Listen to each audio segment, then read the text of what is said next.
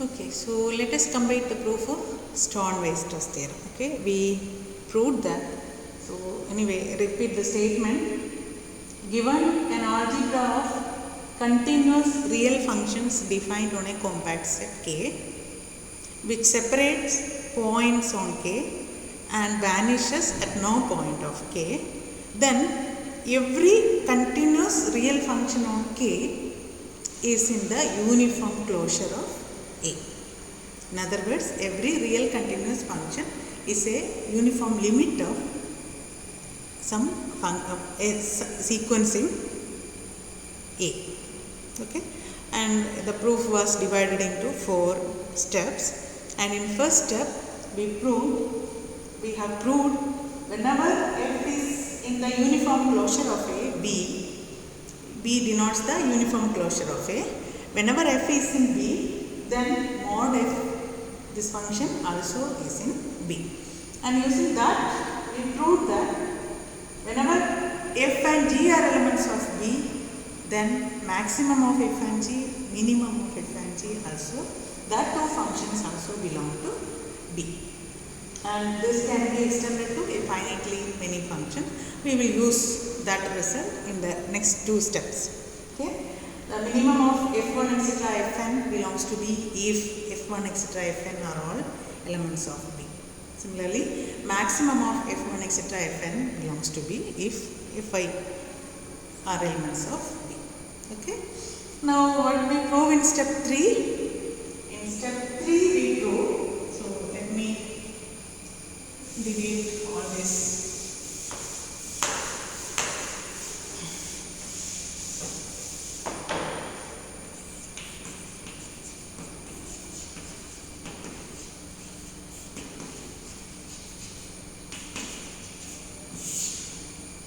In step 3, we prove that given a continuous function, continuous real, given f a real continuous function on K, an x in K and an epsilon greater than 0. So we choose an arbitrary continuous function on K, real valued, an arbitrary point x in K and an arbitrary positive number epsilon greater than 0. We prove that there exists a function,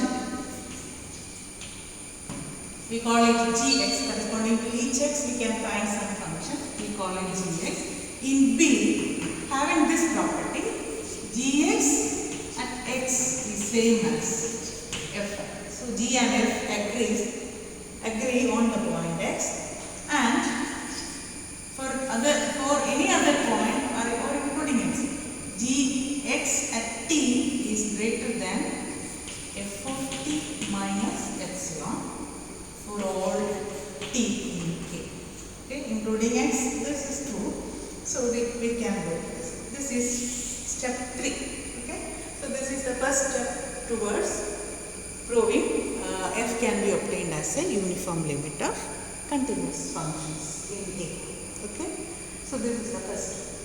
Now in proof 4 also, step 4 will complete the proof that shows that given any f a real continuous function on K and any epsilon greater than 0, here given these things we can find. So given an f and epsilon greater than 0, we can find there exists some function h in B such that h satisfies these conditions, h of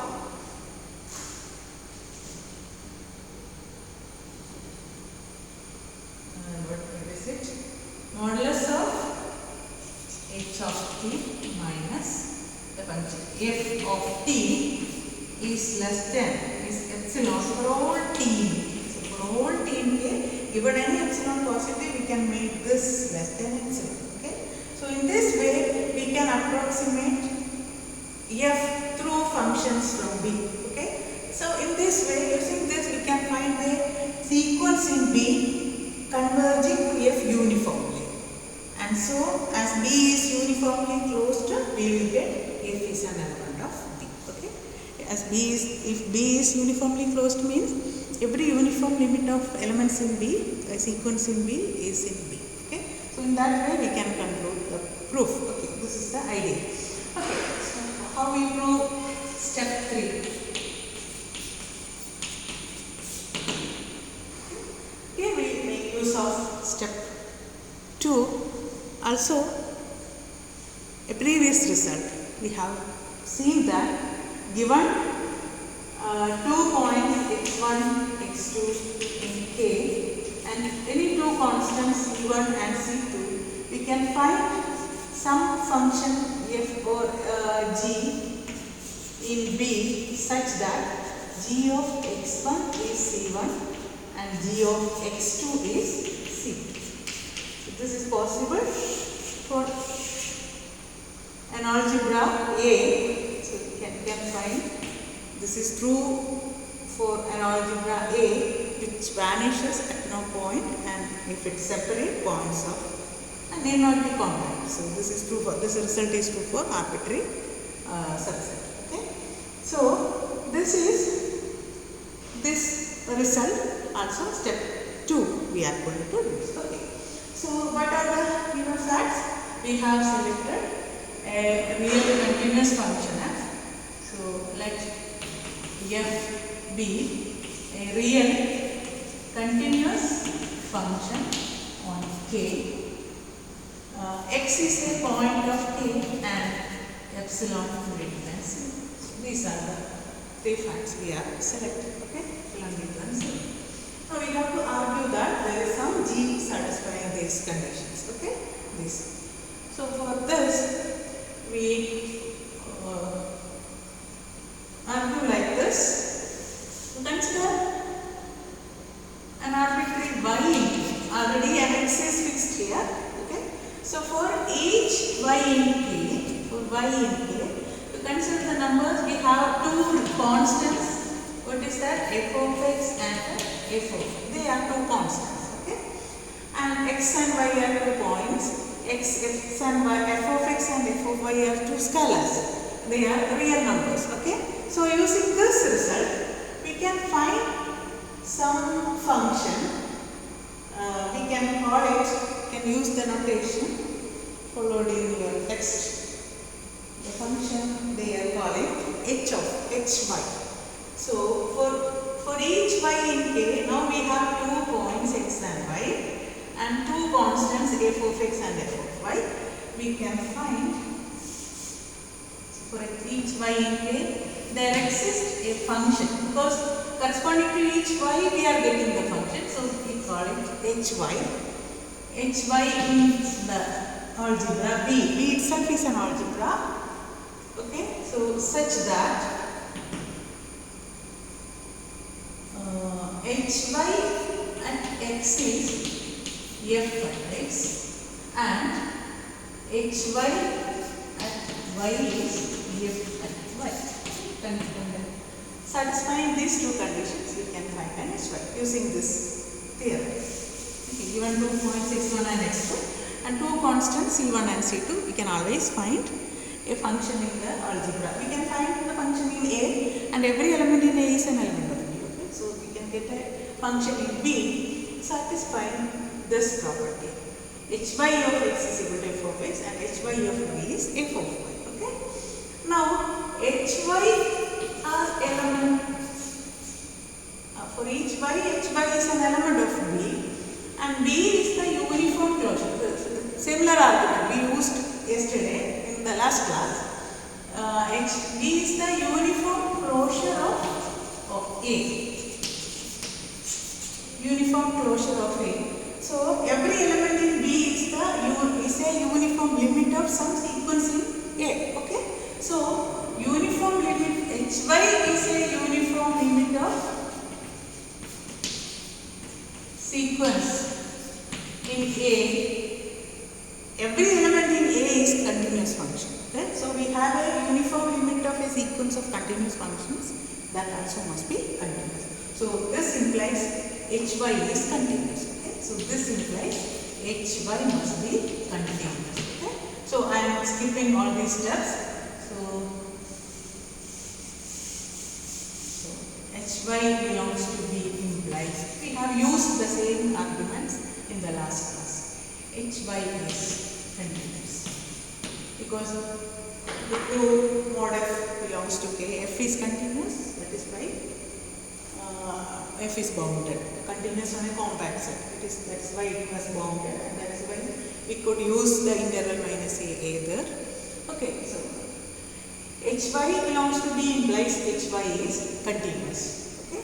Now continuity of hy, and so we are going to use the compactness of K as well, because so hy continuous means we can come to open cover for K, and then from that open cover you can come to a finite subcover and finite number of functions. We can come back to a finite number of corresponding to each y in K. We have a function hy. So infinitely many points will be there in K. So maybe there in K, compact set, because it's a compact set. So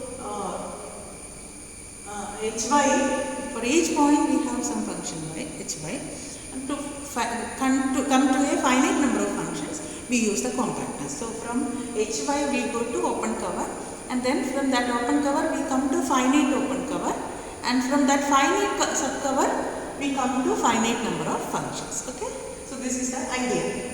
Okay, hy is continuous means in particular hy continuous at the point y also. Every point hy is continuous. We use hy is continuous at y. Hy continuous at y implies that for this epsilon chosen we can find an open set. So there exists an open set V1. There exists an open set V1 containing y. By definition, there is a neighborhood, and from neighborhood you can come to neighborhood itself is an open set. Anyway, containing y.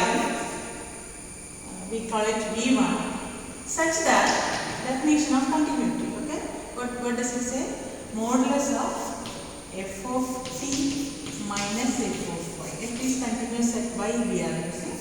This can be made less than epsilon for all t in this neighborhood V1 of y. Okay, so by the continuity of hy, not f, this is hy. Continuity of hy at y implies y, there is an open set containing y, maybe neighborhood containing y, such that for every point in that neighborhood the difference hy t minus hy y is less than epsilon. Corresponding to this epsilon we can find a neighborhood like that. Okay, so this is from the continuity. Also f is continuous at y. F is continuous at y. If we can rewrite this as this, that is minus epsilon less than hy t minus hy of y is f of y. Okay, so we can replace this hy y by f of y. F of y is less than epsilon for all t in V1. This is true for all t in V1. Hy t minus f of y is less than epsilon. But here we have to compare hy t and f of t. Okay, so here this is fy. So to avoid this term we consider continuity of f at y. So again, corresponding to this epsilon, there is a neighborhood of y or an open set containing y such that continuity at y implies that there exists an open set, say V2 containing y such that modulus of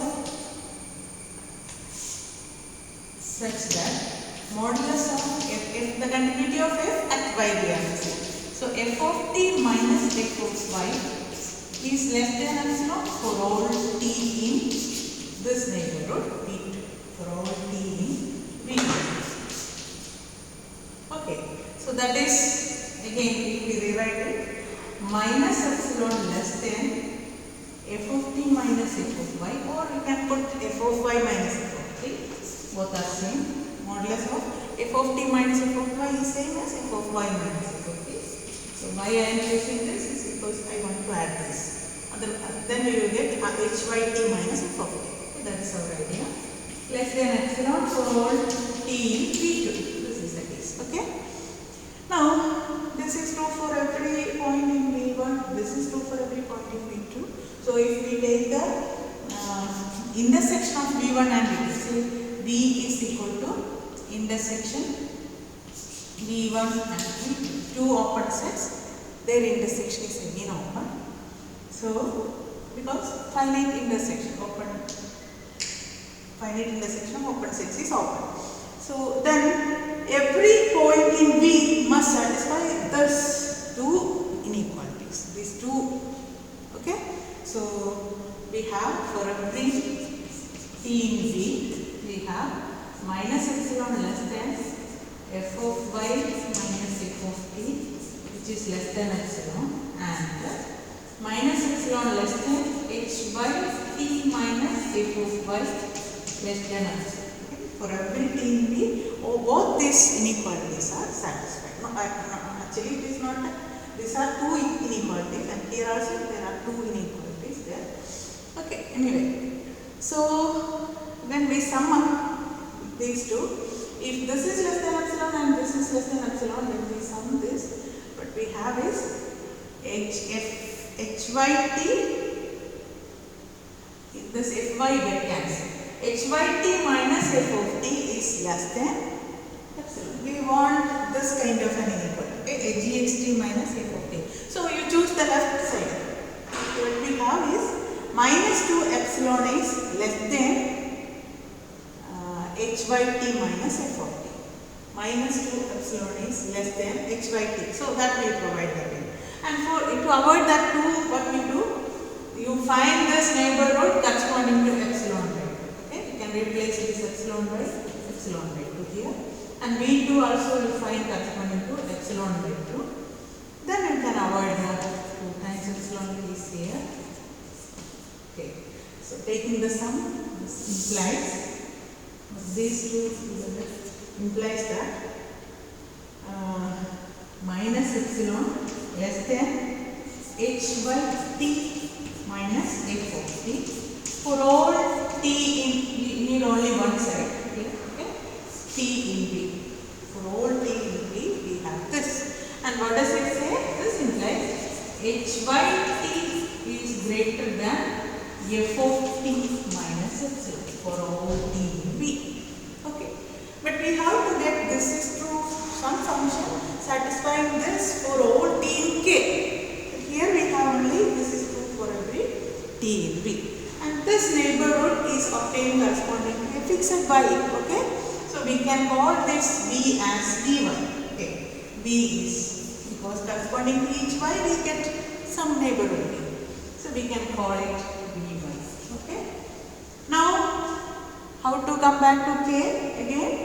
So you can see this inequality is true for V1. So corresponding to another y, you will get some another function having this similar kind of property. Okay. From that we can come to a common function satisfying this. If we get a finite number of functions, we can take the maximum of that function, then it will satisfy all. If we have hy1, hy2, etc., hyn, we can take the maximum of them, call h. Then h will be greater than or equal to all these hy1. So this inequality will be maintained. Okay, and so that is the idea, to come to a finite number of functions. So for coming to finite number of functions, we consider the compactness of K. Okay, so if take the collection Vy where y in K, and Vy is an open set. Okay, so it's an open cover of K.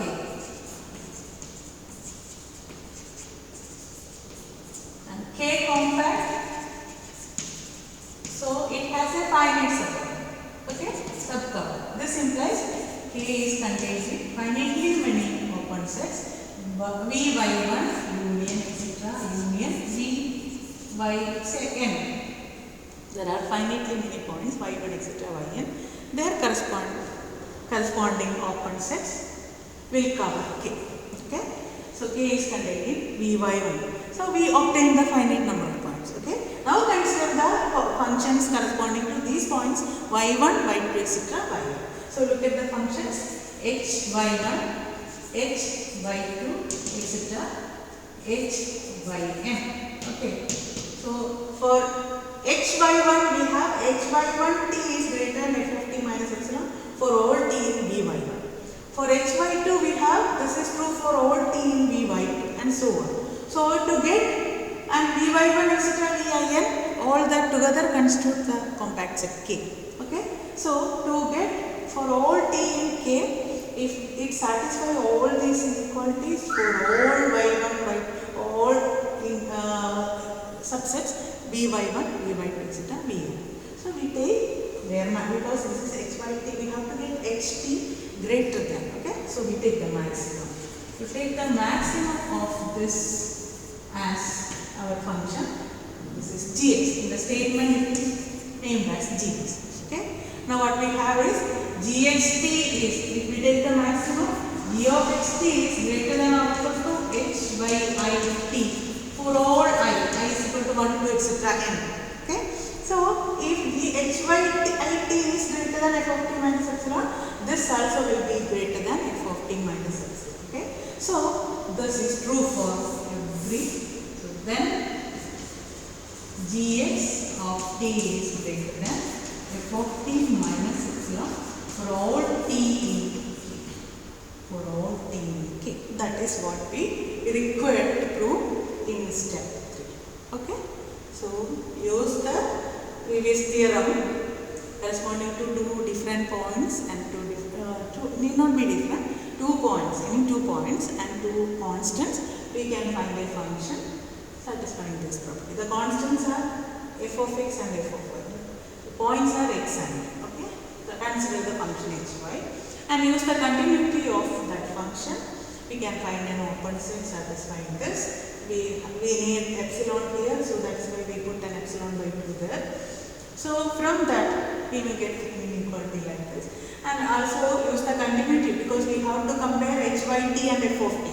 So here h by t and f of y is compared. So to consider f of t again, you use the continuity of f at y. We have a corresponding open set V2 satisfy in which all points satisfy this inequality. From this we will get an inequality as we require, but true for only a subset of K. Need not be true for all K points in K. So to come to points in every point in K, use the compactness of K to obtain an open cover. These open sets constitute an open cover for K, and use the compactness of K to get a finite subcover, and from that finite subcover we get finite number of points and finite number of functions. As this inequality is considered, we consider the maximum of that functions, and then this function h by 1 etc. h by n are all elements of B. So this also an element of B, and that satisfies this inequality. Okay. So that completes step 3. Now we move on to step 4.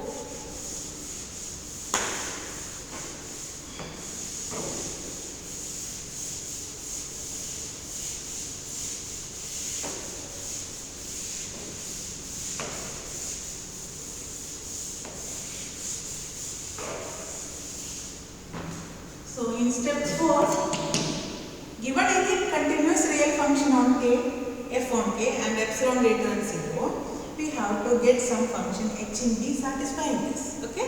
For getting this function we use step 3. In step 3 we can assure that using this fact we can assure there is some function gx satisfying this function. Okay. Using that functions we will come to a function of this kind. Okay. So we start with a continuous real function. Let f be a real continuous function on K and epsilon be an arbitrary positive number. Epsilon be an arbitrary positive number. As in step 1, by step 3, for each x in k, there exists a gx. Okay? So here f and epsilon are fixed. Now for each x in k, step 3 says that there exists a gx in b such that gx at x is that we having verified. This is true for the previous functions we constructed, because hy of y was f of y and hy at x was f of x. That is true for all hy's. Okay, so this will be in particular true for hy1, hy2, etc. hy1 at x is f of x, hy2 etc. at x is, so, and their maximum also satisfy this. So this we haven't verified in that case. So that also we can verify. Hy, this g of x satisfied, g of x at x is equal to x. Okay, so that we forgot that part. Anyway, so this gx satisfies this condition. Gx at x is equal to x, and what is the other condition satisfied by gx? Gx at t is greater than f at t minus epsilon rho t. This is satisfied by gx. Again,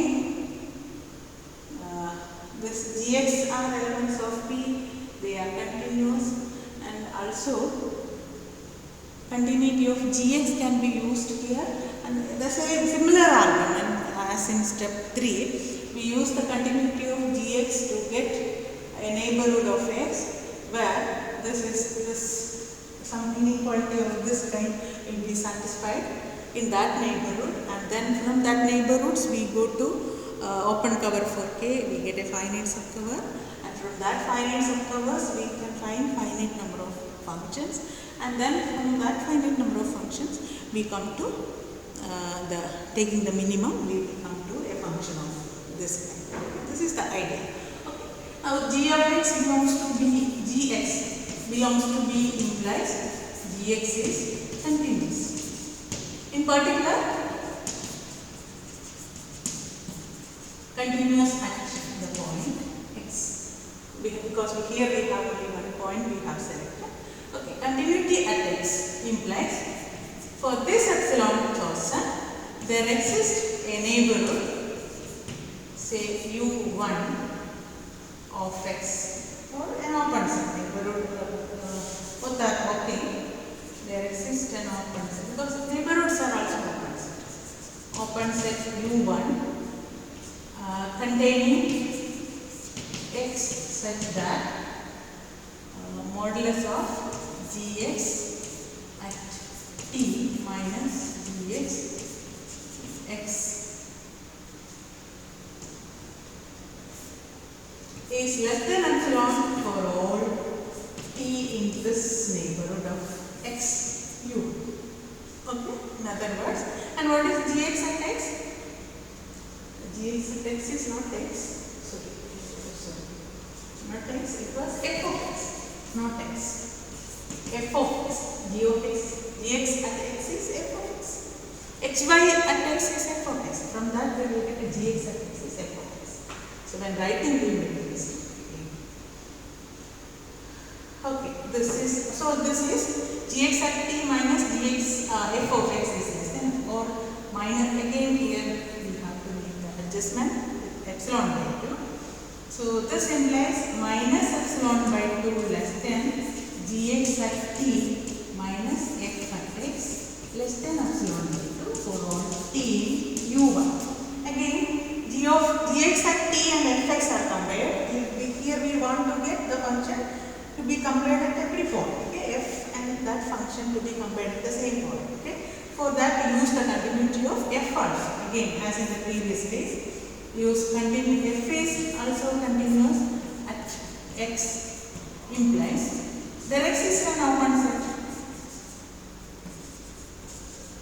Say u2. This is u1, u2 such that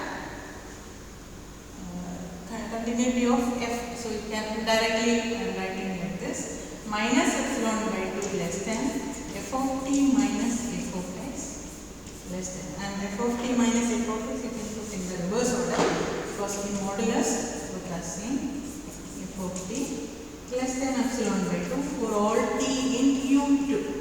And again, in order to satisfy both these functions in some open set, we consider the intersection.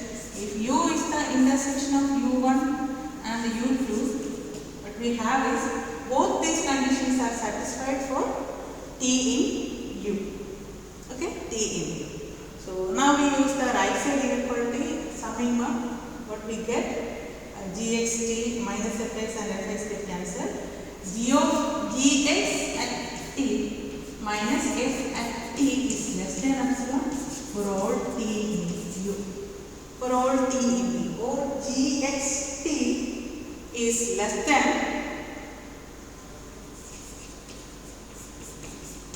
f of t plus epsilon for all t in u.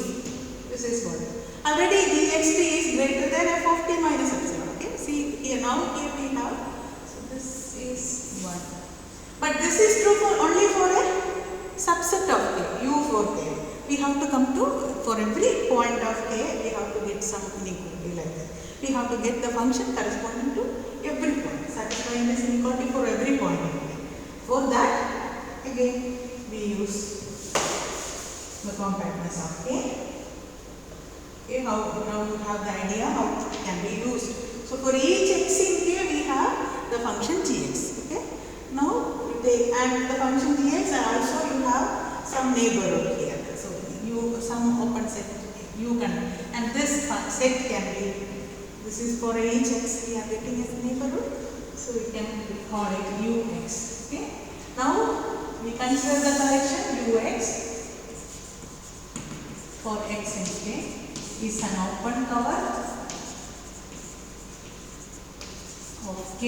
It has finite subcover, so k is contained in ux1 union etc. union ux(m) cover. There is a finite number of sets ux1 etc. uxm, or finite number of points x1 etc. xm, such that k is contained. Now the corresponding functions you can take. We have now finite number of points where this cover k. So you take the functions gx1 etc. gxm as gxt is less than. We have to get this is true for all. Already this is true for every t in k. So that part is over.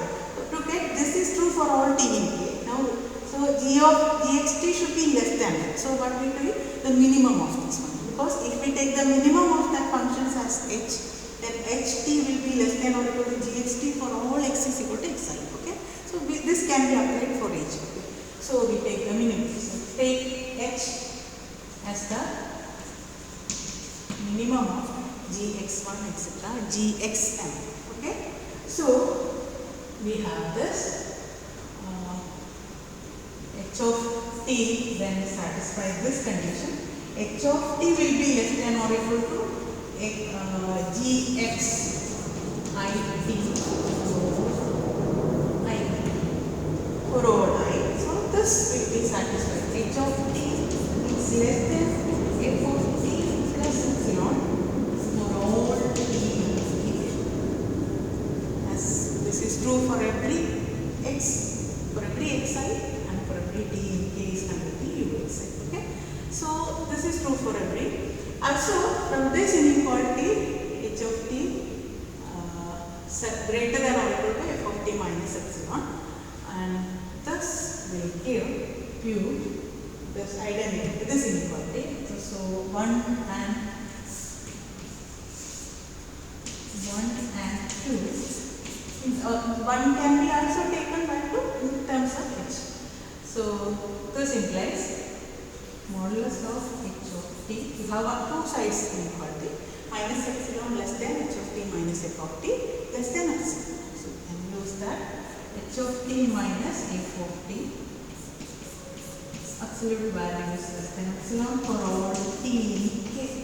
Okay, this is enough to get f is obtained as uniform, because H is a member of, this is a member of B. Every Gx is a member of B. The minimum of finitely many functions in B is again in B. That is why step 2. Okay. So from this we have, so if this is true for every epsilon, so what we proved is corresponding to every epsilon positive, we get some H in B satisfying this. So in precise, if you want to get the sequence precisely, consider epsilon is equal to 1 by n. Okay, we will get some function h1 satisfying this for h1t minus h4t is less than 1 by 1. Epsilon is equal to 1 by 1. Or in 1 by n, general you can find 1 by n. Okay, and we can see 1 by n tends to 0 as n tends to infinity. So this hn converges to f, and this convergence is uniform. This is true for every t. Okay, and this convergence is Cauchy criterion. So this convergence is uniform also. So hn are elements of B, you can find hn in B. So this enough to get f is in the uniform closure of B. So f is obtained as a uniform limit of functions from B, and B is uniformly closed. So every uniform limit is in B. Okay, every uniform limit of sequence in B is again in B. So that is why f is in B. So uniformly closed. B is uniform, and this comes. So we started with an arbitrary real constant function. We got it should be in B. That is the every real continuous function on K belongs to the uniform closure of A. What is A? It is an algebra containing continuous functions, some continuous functions. It's a collection of continuous real functions on K, satisfying the two conditions, vanishes at no point and separate points. Okay, so that completes the Strong-Weierstrass theorem.